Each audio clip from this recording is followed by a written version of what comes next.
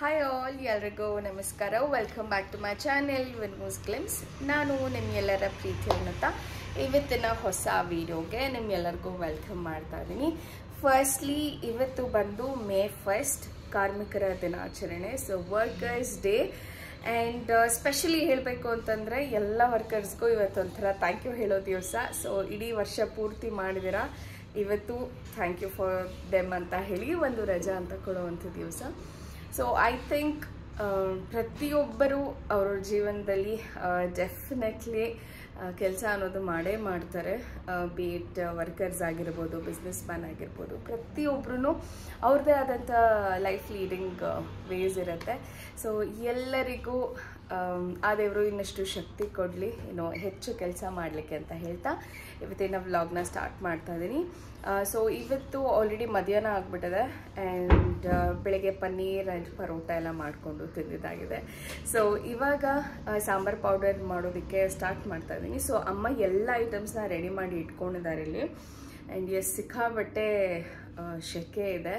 And moreover ಎಲ್ಲನೂ 2 ದಿವಸದ ಹಿಂದೆನೇ ನೀಟಾಗಿ ಬಿಸಿಲಲ್ಲಿ ಒಣಗಿಸಿಟ್ಕೊಂಡಿದ್ವಿ. ಆ್ಯಂಡ್ ಇದು ಪರ್ಫೆಕ್ಟ್ ಟೈಮ್ ಅನಿಸುತ್ತೆ ಒಂದು ಸಾಂಬಾರ್ ಪೌಡರ್ ಮಾಡಲಿಕ್ಕೆ. ಬಿಕಾಸ್ ತುಂಬ ಚೆನ್ನಾಗಿ ಬಿಸಿಲಲ್ಲಿ ಮಾಡಬೇಕಾದಾಗ ಈ ಥರ ಡಿಸ್ಟರ್ಬ್ ಮಾಡೋದ್ರಲ್ಲಿ ಎತ್ತಿದ ಕೈ ಅಲ್ವಾ ನೀವು? ಹೌದು, ಅದೇ ತೀಟೆ ಮಾಡಿದ್ರೆ ಚೆನ್ನಾಗಿರುತ್ತೆ.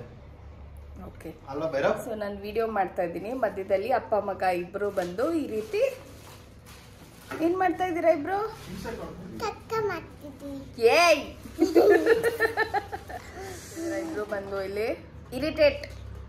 ಗೋ ಗೋ ಗೋ ಗೋ ಗೋ ಬೇಟಾ please. Okay, I have taken a photo. Go.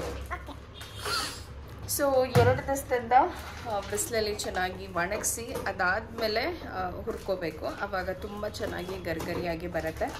So I think 2 days ಬೇಕಾಗಿಲ್ಲ ಈ ಒಂದು ಇರೋ ಬಿಸಿಲಿಗೆ. 1 ಡೇನಲ್ಲಿ ನೀಟಾಗಿ ಕಂಪ್ಲೀಟಾಗಿ ಫ್ರೈ ಆಗಿದೆ.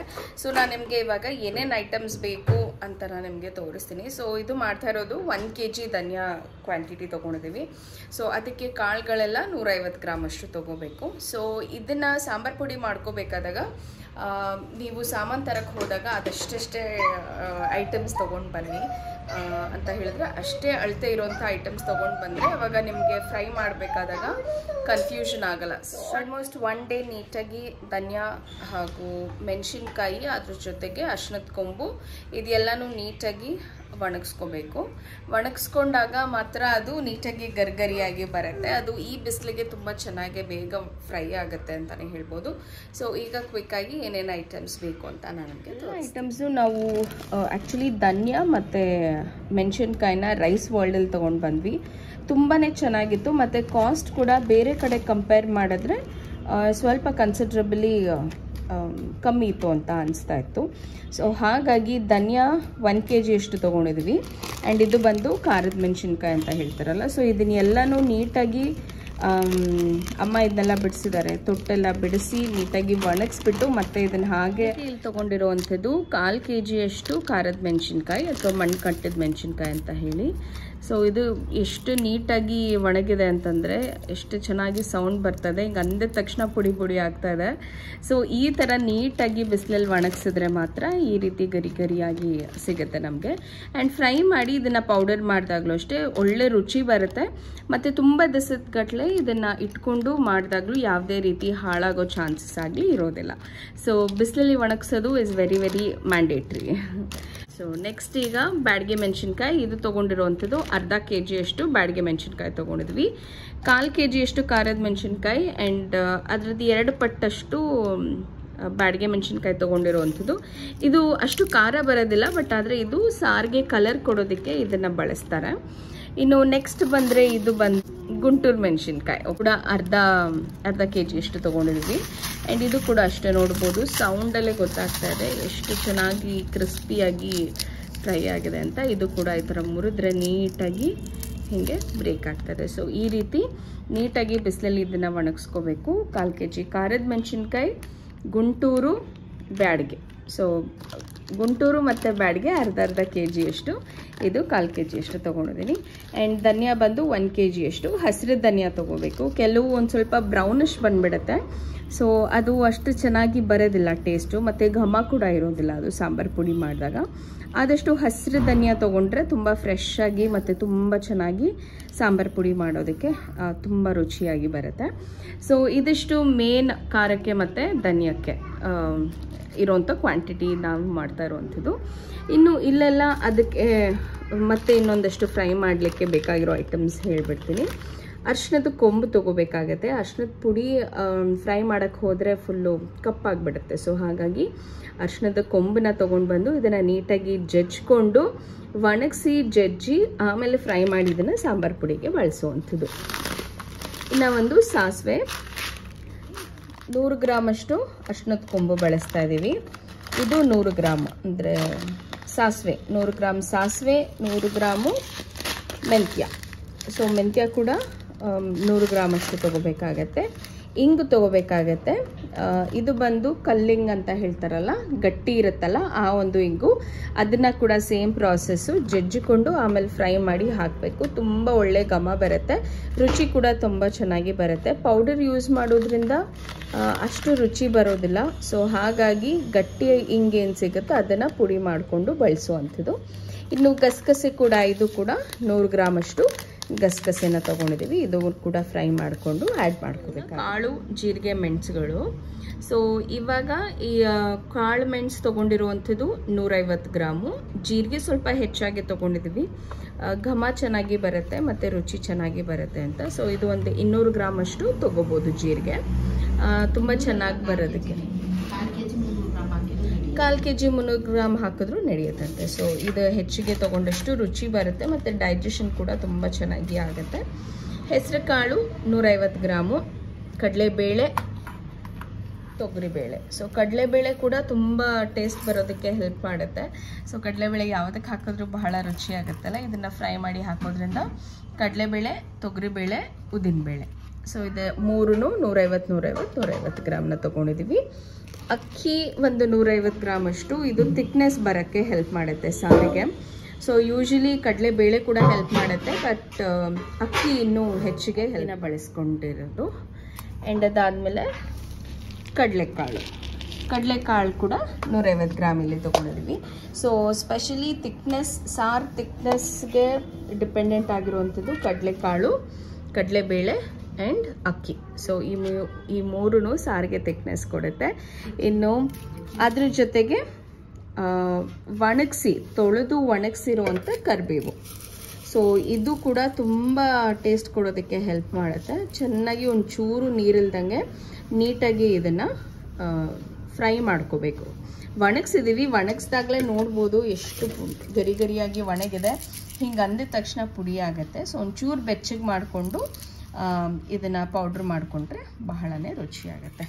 ಸೊ ಇದಿಷ್ಟು ಐಟಮ್ಸ್ ಇವಾಗ ಬೇಕಾಗಿರುವಂಥದ್ದು. ನೆಕ್ಸ್ಟ್ ಇದನ್ನು ಹುರಿಬೇಕಾದಾಗ ಆದಷ್ಟು ಗಮನ ಇಟ್ಕೊಂಡು ಯಾವುದು ಸೀದಂಗೆ ಯಾವುದೋ ಐಟಮ್ಸ್ ತುಂಬ ಓವರ್ ಫ್ರೈ ಕೂಡ ಆಗಬಾರ್ದು, ಹಾಗಂತ ಅಂಡರ್ ಫ್ರೈ ಕೂಡ ಆಗಬಾರ್ದು. ಹಸಿ ಆಗಿಬಿಟ್ರು ಕೂಡ ಮತ್ತದು ಚೆನ್ನಾಗಿ ಅನಿಸೋದಿಲ್ಲ ಮಾಡಬೇಕಾದಾಗ, ಮತ್ತು ಮುಗ್ಲು ಕಟ್ಟುವಂಥದ್ದು ಆ ಥರದ್ದೆಲ್ಲ ಆಗುತ್ತೆ. ಸೊ ಹಾಗಾಗಿ ಹದವಾಗಿ ನೀಟಾಗಿ ಫ್ರೈ ಮಾಡಬೇಕಾಗತ್ತೆ ಇದೆಲ್ಲ ಐಟಮ್ಸ್. ಸೊ ಬನ್ನಿ ಫ್ರೈ ಮಾಡ್ಕೊಳ್ಳೋದಕ್ಕೆ ಶುರು ಮಾಡೋಣ.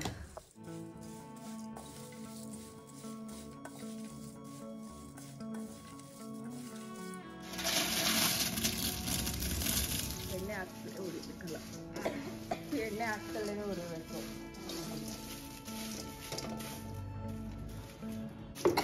ಆಗಿದೆ, ಫುಲ್ ಬಿಸಿಯಾಗಿದೆ.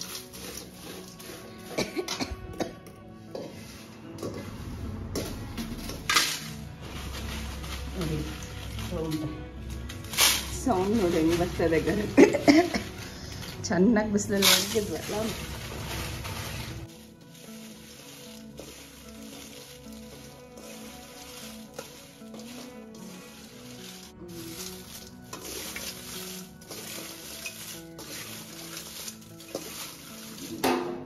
ಸೊ ಆ ಕಡೆ ಧನಿಯಾನ ಫ್ರೈ ಮಾಡ್ತಾ ಇದ್ದಾರೆ ಅಮ್ಮ, ಈ ಕಡೆ ಮೆಣಸಿನ್ಕಾಯಿನ ನೀಟಾಗಿ ಕೊಡ್ತಾ ಇದ್ದೀನಿ. ಸೊ ದ್ಯಾಟ್ ಆ ಎಲ್ಲ ಐಟಮ್ಸ್ನು ಈ ಒಂದು ಬಾಕ್ಸ್ ಒಳಗೆ ಫಿಟ್ ಮಾಡಬೇಕು ಅಂದರೆ ಡೆಫಿನೆಟ್ಲಿ ಇದು ಇಷ್ಟು ದೊಡ್ಡದಾಗಿದ್ರೆ ಆಗೋದಿಲ್ಲ.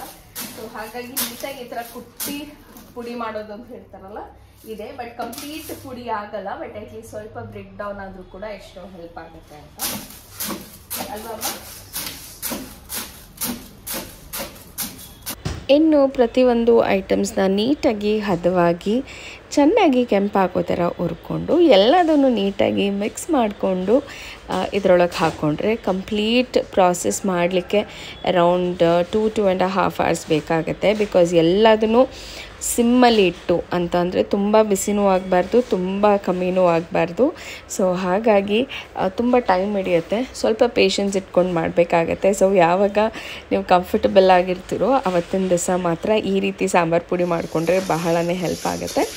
ಇನ್ನು ಈ ರೀತಿ ನೀಟಾಗಿ ಎಲ್ಲ ಕಾಳುಗಳನ್ನೂ ಒಂಚೂರು ಹಸಿ ವಾಸನೆ ಇರಬಾರ್ದು, ಅದರಲ್ಲಿ ಕಂಪ್ಲೀಟಾಗಿ ಯಾವುದೇ ರೀತಿ ಎಣ್ಣೆನ ಬಳಸ್ದಲೇ ಈ ರೀತಿ ಫ್ರೈ ಮಾಡಿಕೊಂಡು ಹಾಕ್ಕೋಬೇಕಾಗತ್ತೆ. ಸೊ ತುಂಬ ಪೇಷನ್ಸ್ ಬೇಕಾಗುತ್ತೆ, ತುಂಬ ಹೊತ್ತು ಸ್ಟವ್ ಮುಂದೆ ನಿಂತ್ಕೊಂಡು ಮಾಡೋಕ್ಕಾಗಲ್ಲ ಅಂದರೆ ಸೊ ಈ ಥರ ಸೆಟಪ್ ಕೂಡ ಚೇಂಜ್ ಮಾಡ್ಕೋಬೋದು ನೀವು. ಕೆಳಗಡೆ ಇಟ್ಕೊಂಡು ನೀಟಾಗಿ ನೋಡಿಕೊಂಡು ಫ್ರೈ ಮಾಡೋದ್ರಿಂದ ಒಂದು ಹದವಾಗಿ ಚೆನ್ನಾಗಿ ಬರುತ್ತೆ. ಒಂದೇ ಒಂದು ಐಟಮ್ ಸೀದೋದ್ರೂ ಕೂಡ ಸಾಂಬಾರು ಪುಡಿ ಟೇಸ್ಟ್ ನಿಜವಾಗ್ಲೂ ಹಾಳಾಗೋಗುತ್ತೆ. ಇನ್ನು ಈ ರೀತಿ ಮನೆಯಲ್ಲೇ ಮಾಡ್ಕೊಳ್ಳೋದ್ರಿಂದ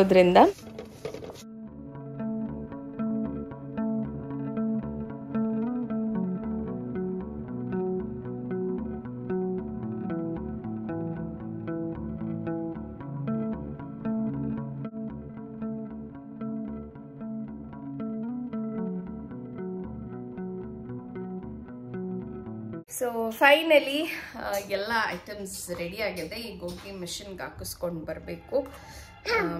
ಸಿಕ್ಕಾಬಟ್ಟೆ ಬಿಸಿ ಇದೆ. ಸೊ ಸ್ವಲ್ಪ ತಣ್ಣಗೆ ಮಿಷಿನ್ಗೆ ಹಾಕಿ ಪುಡಿ ಪುಡಿ ಮಾಡಿ ತಿನ್ನಬೇಕು, ಸಾರು ಮಾಡಿಕೊಂಡು. ಮಿಷಿನ್ಗೆ ಹಾಕಿ ಪುಡಿ ಪುಡಿ ಮಾಡಿ ಸಾರ್ಗೆ ಹಾಕ್ಕೊಂಡು ತಿನ್ಬೇಕು.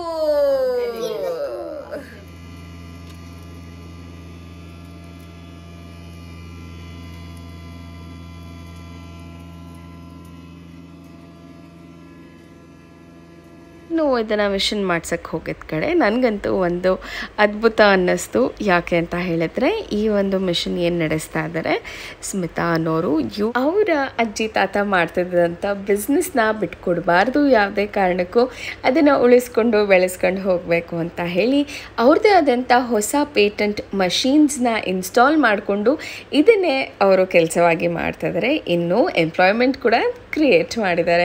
ಸೊ ಈ ರೀತಿ ಹೆಣ್ಮಕ್ಳ ನೋಡೋದಕ್ಕೆ ಸಿಕ್ಕಾಬಟ್ಟೆ ಖುಷಿ ಆಗುತ್ತೆ ನನಗೆ. ಯಾವುದೇ ಒಂದು ಕೆಲಸ ಹೆಚ್ಚು ಕಮ್ಮಿ ಅನ್ನೋ ಅಂಥದ್ದು ಯಾವುದೂ ಇಲ್ಲ. ಪ್ರತಿಯೊಂದು ಕೆಲಸಕ್ಕೂ ಅದರದ್ದೇ ಆದಂಥ ಗೌರವ ಖಂಡಿತವಾಗ್ಲೂ ಇದ್ದೇ ಇರುತ್ತೆ. ಸೊ ಹೆಣ್ಮಕ್ಳಿಗೆ ಅಯ್ಯೋ ನಾನು ಅದು ಮಾಡೋಕ್ಕಾಗಲ್ಲ ಇದು ಮಾಡೋಕ್ಕಾಗಲ್ಲ ಅಂತ ರೀಸನ್ಸ್ ಕೊಡೋ ಬದಲು ಆಚೆ ನಿಂತ್ಕೊಳ್ಳಿ, ನಿಮ್ಮ ಥಾಟ್ಸಿಂದ ಹೊರಗೆ ಬನ್ನಿ ಆ್ಯಂಡ್ ನೀವು ಮಾಡುವಂಥ ಯಾವುದೇ ಒಂದು ಕೆಲಸ ಆಗಿರ್ಬೋದು ಅದು ಒಳ್ಳೆ ಕಾರಣಕ್ಕಾಗಿತ್ತು ಅಂತಂದರೆ ಖಂಡಿತವಾಗ್ಲೂ ಈ ಒಂದು ಯೂನಿವರ್ಸ್ ನಿಮಗೆ ಕೂಡ ಸಪೋರ್ಟ್ ಮಾಡುತ್ತೆ. ಸೊ ಹೆಣ್ಮಕ್ಳು ಪ್ರತಿಯೊಂದರಲ್ಲೂ ಮುಂದೆ ಇರಬೇಕು. ಎಲ್ಲ ಸಾಂಬಾರು ಪೌಡರ್ ಮಾಡಿಸ್ಕೊಂಡು ಬಂದಿದ್ದಾಯಿತು. ಆ್ಯಂಡ್ ಎಸ್, ತಂದಿದ ತಕ್ಷಣ ಫಸ್ಟ್ ಅದನ್ನು ನೀಟಾಗಿ ತಣ್ಣಗಾಗೋಕ್ಕೆ ಬಿಡಬೇಕು, ಇಲ್ಲ ಅಂತಂದರೆ ಕಪ್ಪು ಬಂದುಬಿಡುತ್ತೆ. ಬಿಕಾಸ್ ಹೀಟ್ ಇರುತ್ತಲ್ಲ, ಸೊ ಹಾಗಾಗಿ ಆ ಪುಡಿ ಎಲ್ಲ ಒಂಥರ ಮುಗ್ಲು ಕಟ್ಟಂಗೆ ಆಗುವಂಥದ್ದು. ಸೊ ಒಂದು 10 ನಿಮಿಷ, ತುಂಬ ಹೊತ್ತು ಬೇಡ, ಒಂದು 10 ನಿಮಿಷ ಈ ರೀತಿ ಅರವ್ಬಿಟ್ಟು ಬಾಕ್ಸ್ ಒಳಗೆ ತುಂಬ ಇಟ್ಕೊಂಡ್ರೆ ಬಹಳ ರುಚಿಯಾಗಿರುವಂಥ ಸಾಂಬಾರು ಪೌಡರ್ ರೆಡಿ ಆಗಿಬಿಡುತ್ತೆ.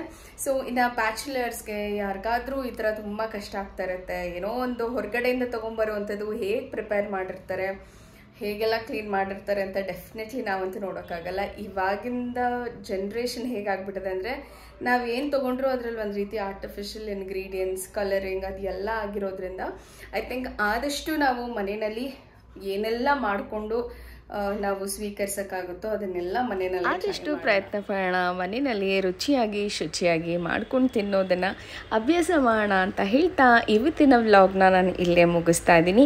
ಐ ಹೋಪ್ ಈ ಒಂದು ವ್ಲಾಗ್ನ ಸಹಾಯದಿಂದ ಯಾರಿಗಾದ್ರೂ ಸಾಂಬಾರು ಪುಡಿ ಮಾಡೋದಕ್ಕೆ ಬರಲ್ಲ ಅಂತಂದರೆ ಖಂಡಿತವಾಗ್ಲೂ ಎಲ್ಲ ಐಟಮ್ಸ್ನ ತೋರಿಸಿದ್ದೀನಿ, ಟ್ರೈ ಮಾಡ್ಬೋದು. ಆ್ಯಂಡ್ ಎಸ್, ಡೆಫಿನೆಟ್ಲಿ ಯಾವುದು ಬ್ರಹ್ಮವಿದೆಯಲ್ಲ, ಮಾಡಿಕೊಂಡು ಈ ರೀತಿ ರುಚಿಯಾಗಿ ತಿನ್ನೋದ್ರಿಂದ ಆರೋಗ್ಯನ ಚೆನ್ನಾಗಿ ನೋಡ್ಕೋಬೋದು ಅಂತ ಹೇಳ್ತೀನಿ. ಇನ್ನು ಇವತ್ತಿನ ವಿಡಿಯೋ ಮುಗಿಯುವಂಥ ಟೈಮ್ ಬಂತು. ಸೊ ಐ ಹೋಪ್ ನಿಮ್ಗೆಲ್ಲರಿಗೂ ಈ ಒಂದು ವ್ಲಾಗ್ ಇಷ್ಟ ಆಗಿದೆ ಅಂತ ಅನ್ಕೋತೀನಿ. ಇಷ್ಟ ಆಗಿದೆ ಡೆಫಿನೆಟ್ಲಿ ಲೈಕ್ ಮಾಡಿ, ಆ್ಯಂಡ್ ಯಾರಾದರೂ ಸಾಂಬಾರು ಪುಡಿ ಮಾಡೋರಿದ್ರೆ ಈ ಒಂದು ವಿಡಿಯೋನ ಶೇರ್ ಮಾಡಿ ಅವ್ರ ಜೊತೆ. ಮತ್ತೆ ಸಿಗ್ತೀನಿ ಮುಂದಿನ ವಿಡಿಯೋದಲ್ಲಿ. ಅಲ್ಲಿವರೆಗೂ ನಮಸ್ಕಾರ, take care, love you all and bye bye. And yes, don't forget to subscribe subscribe to my channel and ಆದಷ್ಟು ಹೆಚ್ಚು ಜನಕ್ಕೆ ಶೇರ್ ಮಾಡಿ ಅಂತ ಹೇಳ್ತಾ ಮತ್ತೆ ಸಿಗ್ತೀನಿ ಮುಂದಿನ ವೀಡಿಯೋದಲ್ಲಿ.